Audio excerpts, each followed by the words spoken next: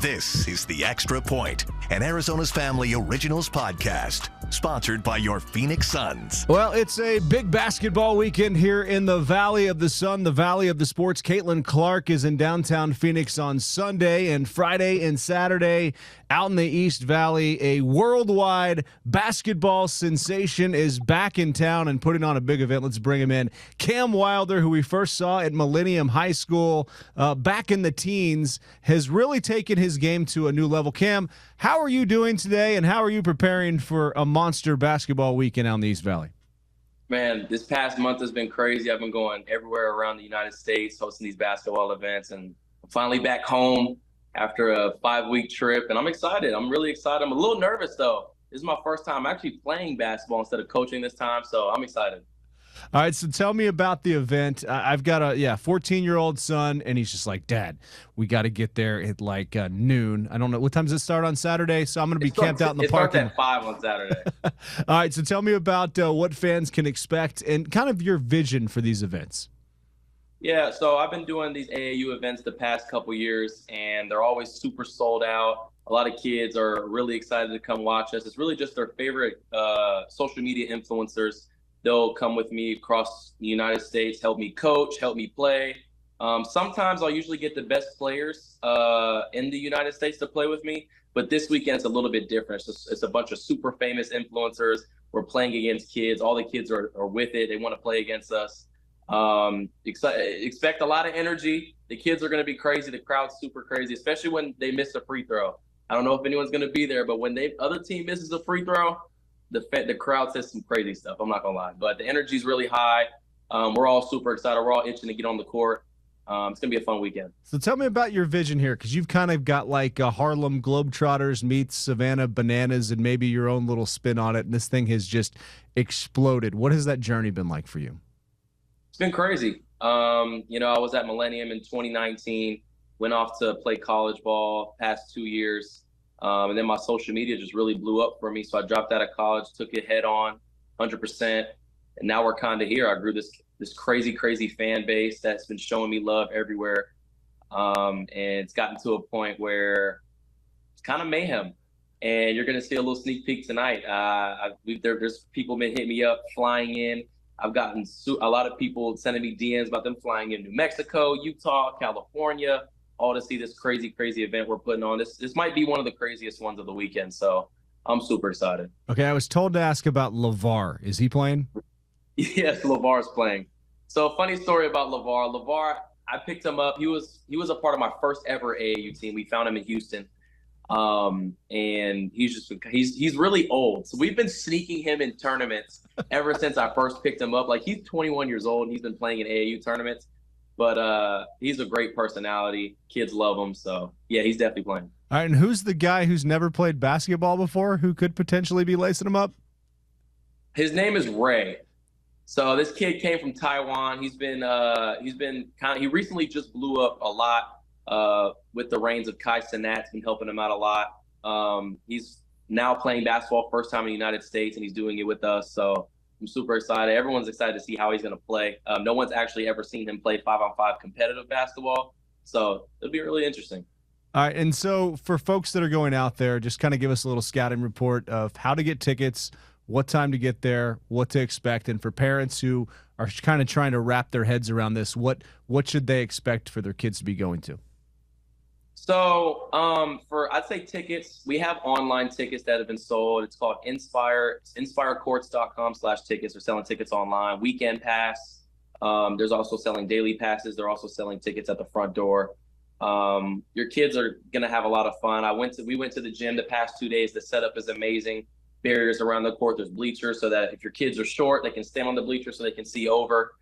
It's just gonna be a lot of fun. Just basketball, a lot of energy. Might be a little bit hot because how many people are gonna be in there, but it's gonna be a lot of energy. It's gonna be a lot of fun.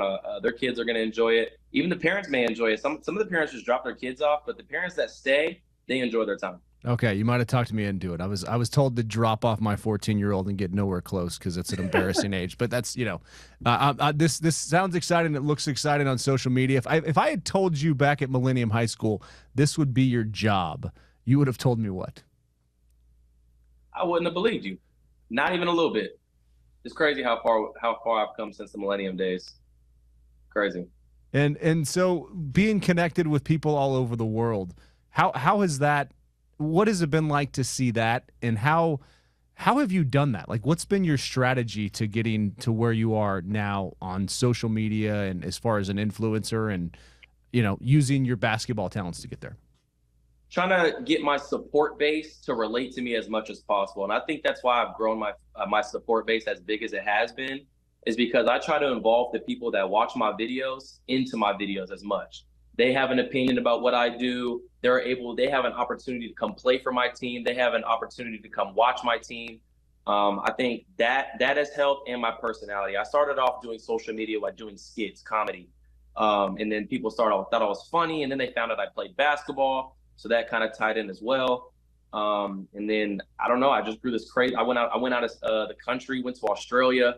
I did a park basketball run, and it was super packed out. That was probably my coming to a census moment. Like, I was like, okay, this has gotten to a crazy state. And then everywhere here is just, I don't know, it's crazy. To this day, every time I think about how far I've come, it's crazy. I can't even believe it. Do you see yourself as a pioneer? For AAU basketball, there are some that have told me that. There's a lot of people that told me that. I've changed the way people look at AAU basketball. We've started a lot of trends with basketball. I hope I paved the way for a lot of people who want to do basketball content on social media, that it's not just about basketball. It's about people being able to relate to you, seeing your personality, because your personality is everything. And what's the next step for you? Does this keep going? I mean, do you end up doing anything in college one day or the pros? What's sort of the vision here, next 10 years? The vision is, hopefully I can keep doing this for another 3 years, because AAU basketball right now, I'm just coaching and I'm just helping kids get a name. When I was at Millennium, I didn't get Ball is Life and all these other big basketball programs to come out and film me so I can get my name out there. So my job is to go to a state, host tryouts, find the most unknown kids that nobody knows, put them on a platform where they can perform, and a lot of people can see them. I feel like I can do that for as long as I want to. And hopefully one day, I hope to coach a high school basketball team. That's the goal. I think if I move this to high school basketball, it'd be so electric. I mean, the school would be definitely a public school with a student section. That's what we need. I need a student section. But yeah, I hope to do high school basketball and coach a team one day. Yeah, we're here for it here on the Extra Point, having that, we have a nightly sports social, having those highlights. Kind of off topic, but would you join me in my crusade to change the nickname of the Millennium Tigers to the Millennium Falcons because of Star Wars reference? Millennium Falcons. No, we got to stick to Tigers. Everybody says that. Got to stick to Tigers. Got to. Tiger fans love that, and it's been so much fun watching that high school and just all the people to come out of there. Any chance Deron Holmes makes an appearance this weekend? It's definitely a possibility. There's actually a lot of NBA players who will be there this weekend. Just to name a few: Jalen Williams, who plays for the Oklahoma City Thunder; Cody Williams, who just got drafted to the Utah Jazz; Ty Washington, former Arizona player. A lot of old Arizona basketball players who now have made it to the highest level. They will be there this weekend. So a lot of people will be there. And what's it been like I feel like we're a basketball hotbed with all those guys now and with what you're doing. Have you just to watch how basketball has exploded here in Arizona over the last, say, 8 to 10 years? What has that been like to watch? It's great. It's great. Every chance I get, I come back, and I love to go support the kids out here. Arizona basketball is blown up by storm, especially with some of the kids who are top-ranked players. They're putting on for the state. They're going out to USA camps, going out to top 100 camps, putting on a show, just to show that Arizona basketball is on the come-up and will continue to be on the come-up. All right, and how's your game? Have you been running some extra sprints, or what's the game plan to get out there and try to win this weekend? So I've been training. Getting back into shape has been the hardest part. I've been coaching way too much. So getting back into shape is the hardest thing. Definitely putting up a lot of shots.